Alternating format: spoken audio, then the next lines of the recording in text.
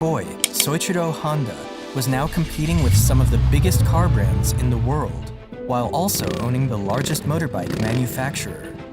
This is the story of how one poor Japanese boy went from babysitting children to building the multi-billion-dollar brand Honda Motors.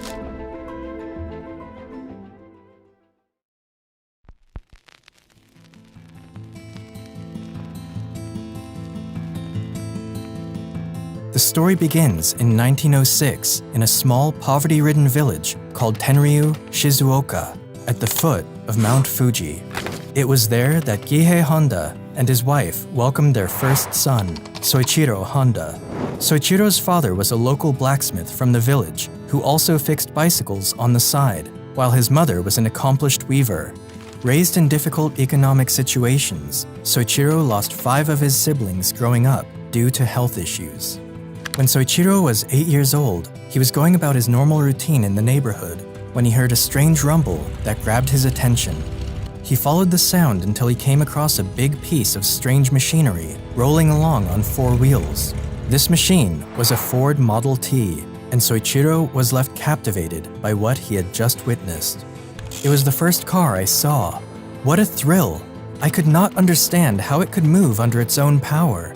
And when it had driven past me, without even thinking why, I found myself chasing it down the road as hard as I could run. This experience left a mark in his life that would forever change the way he would engage with machines. He learned how to wet the blades of the farm machinery and repair bicycles. He was fascinated by all kinds of engines and motors. But Soichiro hated the idea of going to school, and instead of pursuing a proper education, he spent the majority of his childhood helping his father with his bicycle repair business. His lack of interest in school affected his grades so terribly that he used some rubber that he found to forge his family's stamp on his grade reports. That way, his father wouldn't need to sign the paper and see his grades. Eventually, he got caught, and his father punished him by making him kneel on his knees for an entire day without lunch. In 1922, Soichiro came across a magazine ad for a Tokyo-based automobile servicing company called Art Shokai. He reasoned that, since the company was one of the most popular motorcar services in the city, they might be in need of new workers. So, he wrote a letter to Art Shokai, inquiring about a job, and luckily enough, he received a positive reply. So, at the age of 15, Soichiro dropped out of school, left home, and headed for Tokyo in pursuit of his dreams.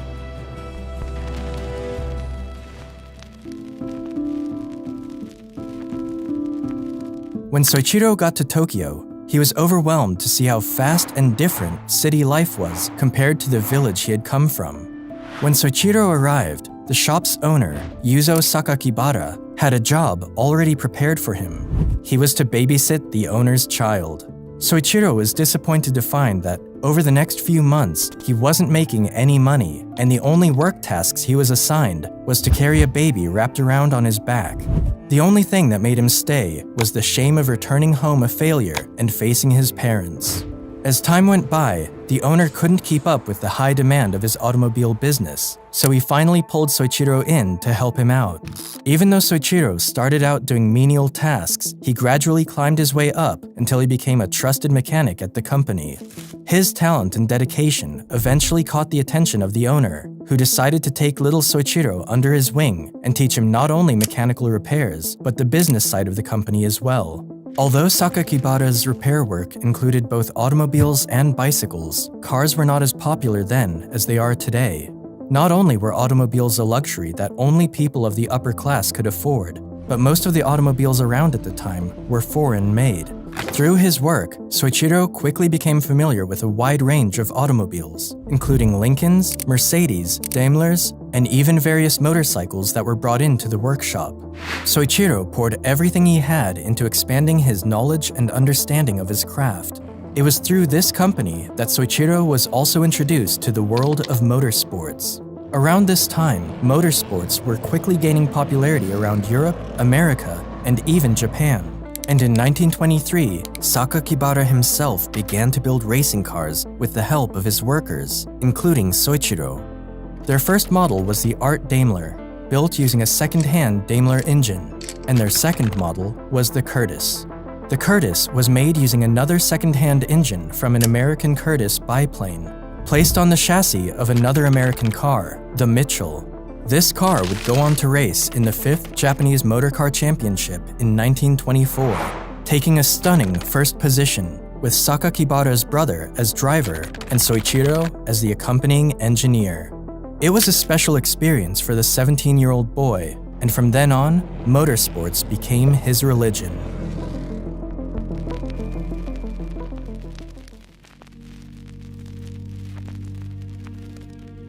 In 1926, Soichiro was drafted for military service, but didn't pass the medical exams as they revealed that he was colorblind.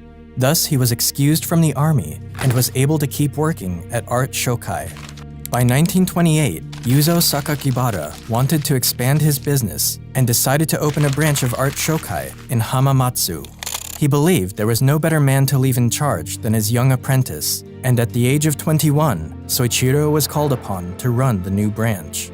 However, Soichiro's repair shop struggled during the first year, largely because people didn't want to entrust their cars with someone so new and so young. So, Soichiro had to live off the scraps that other repair shops cast aside. Still, the young man used all the knowledge and skill he had acquired over the years, and in time, he successfully managed to grow his business. By the 1930s, his new shop had grown from a one-man operation to a staff of 30 people. The branch grew at an incredible pace during the next few years, and with so much work to be done, Soichiro had to bring his wife in to help run the company. Even though Soichiro was known as a brilliant mechanic, he was also a prodigious racing driver, and this was another skill that helped him stand out from his peers. Inside his shop, Soichiro had built the Hamamatsu race car, in which he managed to set a new speed record by driving it up to 120 kilometers per hour, a record that stood for 20 years in Japan. However, racing at the time was far more dangerous than it is today, and in June 1936, Honda was involved in a serious crash while racing the Hamamatsu in the suburbs of Tokyo and almost died. Soichiro's left arm was fractured, his shoulder was dislocated, and his face was damaged. Despite spending a couple of months at the hospital nursing his injuries, Soichiro returned to the racetrack only 4 months later.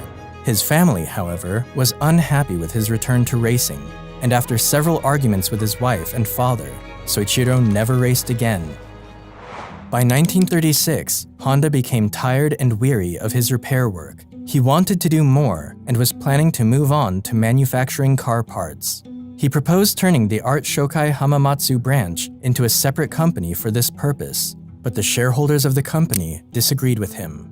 The investors saw that the current orders and workload from the repair shop were bringing in enough profit, and they didn't want to take a gamble on a venture they believed was unnecessary.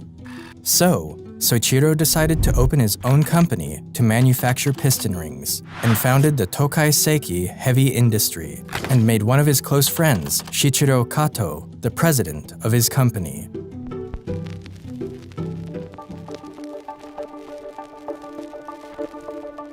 Soichiro and Kato worked tirelessly in their new venture, and together started the Art Piston Ring Research Center. Soichiro, in particular, was still working at his Hamamatsu branch, spending his days at the repair workshop and his nights developing pistons. For a long time, they struggled to make any breakthrough, and during the next couple of years, Soichiro had worked so much that he lost a lot of weight, causing his face to look emaciated. All the stress his body and mind were going through made him look like a completely different person.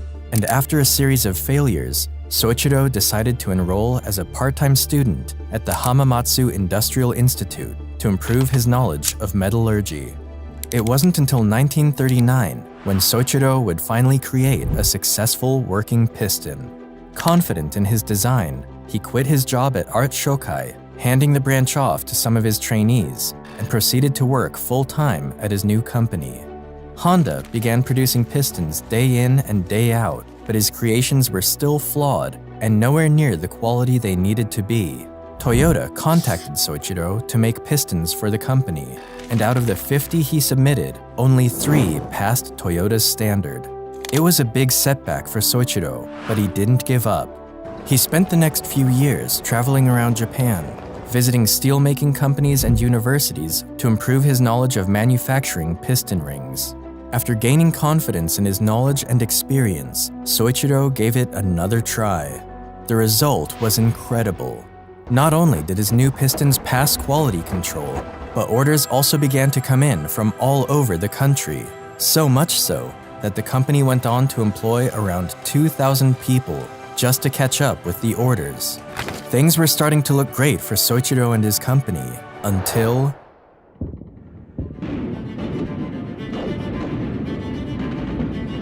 Japan joined the Pacific War in 1941, and Soichiro's company was placed under the direct command and control of the Ministry of Munitions. The following year, Toyota took over 45% of the company's equity, and Soichiro was downgraded from president to the position of senior managing director. Things went from bad to worse as many male employees began to resign as they were drafted for military service, and his company began to struggle. Soichiro did everything he could to keep his company afloat, but he wasn't ready for what was yet to come. In 1944, air raid sirens began to intensify in Japan, and it became very obvious that the country was headed towards defeat. Hamamatsu was in great danger, and Soichiro's company was struck by a direct bomb blast, destroying the factory. The company would go on to suffer a second misfortune in January 1945, when the Nankai earthquake shook the region and the Iwata plant collapsed. Japan eventually surrendered in August 1945, but by then, Soichiro had nearly lost everything. After the war, Soichiro decided to sell what was left of his company to Toyota for a sum of 450,000 yen, and publicly told everyone that he was going to take some time off to figure out what the future would hold, as Japan was left in ruins.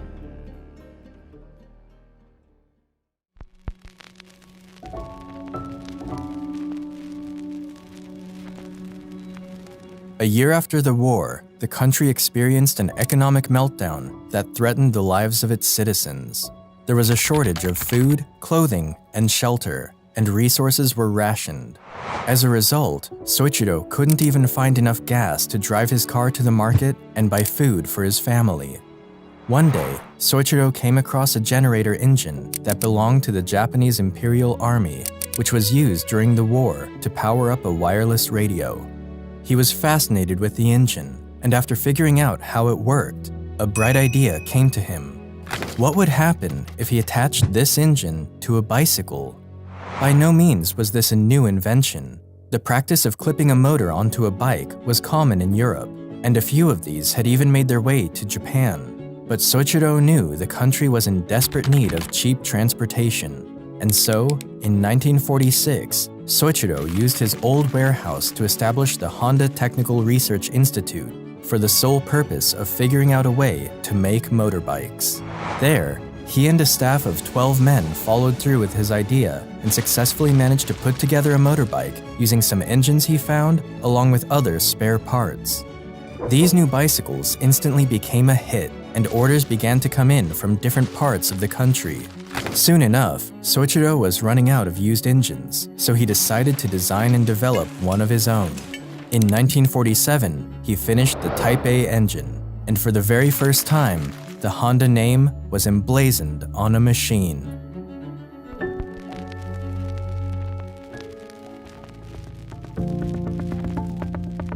Soichiro founded the Honda Motor Company in 1948 with the initial goal of building motorcycles to help get Japanese workers around. The only problem was, Soichiro needed more money to expand his production. So, he wrote an open letter to all 18,000 bicycle shop owners in Japan, telling them that he had thought of a solution to get Japan moving again. Out of the 18,000 stores he wrote, he received positive responses from 3,000 of them, and they provided him with the money he needed to start making his first shipments. A year later, the company produced its very first complete motorcycle, the Model D. Even though the Model D was a big achievement for Honda, it was too big and heavy, and because of this, only a few people bought the motorcycle. Soichiro wasn't satisfied with this, so he stripped down the motorbike and worked long hours to make another bike that was smaller and lighter. After 3 years of trial and error, he succeeded in building another motorcycle and named it the Super Cub. The Super Cub was an instant hit and became so successful that it won the Emperor's Prize.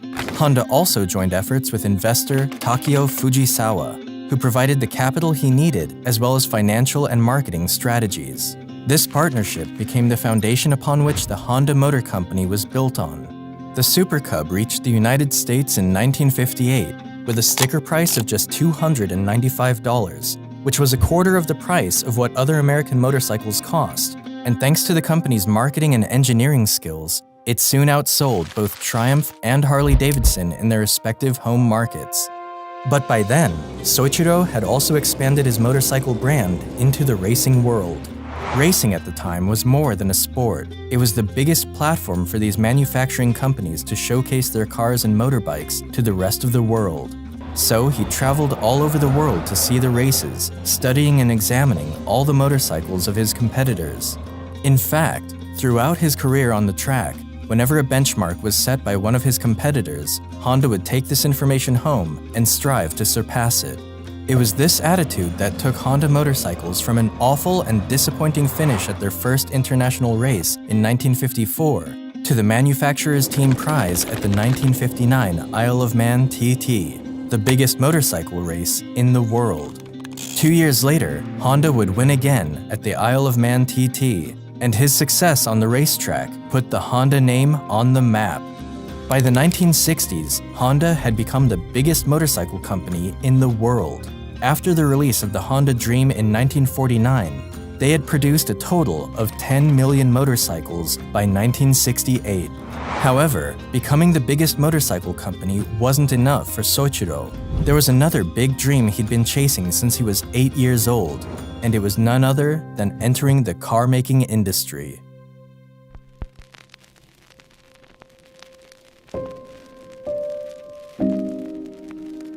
When Soichiro announced he was going into the automobile market, many people warned him that it was too risky for the company and that he was better off just making motorcycles.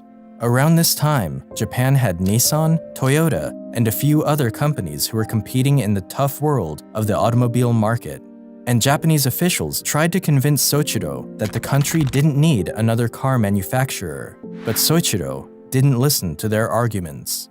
Honda debuted its first automobile in 1963 with the release of the T360 mini truck, a small but reliable pickup truck. Unfortunately, the mini truck never gained much traction, and it was soon followed with the company's first ever sports car, the S500. This S500 was a two-door roadster with a 4-speed transmission, capable of reaching 80 miles per hour. It was a smaller car, but it was smooth and easy to drive. But sadly, only around 1,300 cars of this model were built, making it one of the rarest Honda cars ever made. But just like Soichiro did with his motorcycles, Honda brought its cars into the racing world. The Honda RA271 made its Formula One debut at the 1964 Belgian Grand Prix. It only took 1 year for Honda to achieve a first-place victory at the 1965 Mexican Grand Prix with their new successor, the RA272. But despite its early success on the racetrack, Honda was nowhere near beating its competitors in the car market. So they took a break from racing and turned their attention to building one of the most successful cars in the automobile market, the Honda Civic. Honda debuted their new model in 1972, and in the following years, it became one of the most popular cars in the world. One of the reasons for its success, especially in European and American markets, was due to the oil crisis of the 1970s. During this period, shortages of fuel spread all over the world. And to tackle this, Soichiro devised a brand new method for fuel management called the Compound Vortex Controlled Combustion, or CVCC for short. This allowed people to travel further distances with their car without burning too much fuel. The Honda Civic also tackled the pollution problem caused by exhaust gases by adding a catalytic converter to its vehicles, something that other big automakers didn't consider as much at the time. And just like that, Honda was rapidly becoming popular in the automobile market. Even though Americans might have bought the Civic out of necessity, it was the Honda Accord that really changed the game. Initially, the Honda Accord debuted as a compact hatchback, but it later expanded to sedans. This new model contained the same fuel-efficient feature as the Civic, but with a better moderate size, and thanks to their wider interior space and comfort, the Honda Accord would later become one of the best-selling sedans in the automotive history. At the beginning of the 80s, the Honda Motor Company was the third largest producer of cars in Japan, and by the end of the decade, it was the third biggest car company on the planet. Soichiro Honda retired from the company in 1973 and later died on the 5th of August, 1991. Looking back on my work, I feel that I was doing nothing more than mistakes, blunders, and serious omissions. But I am proud of the achievements. Although I did one mistake after another, my mistakes and failures never occurred for the same reasons. Honda has now expanded into multiple industries, including jets, boat engines, power equipment, and robots, to name a few. Thank you all for watching.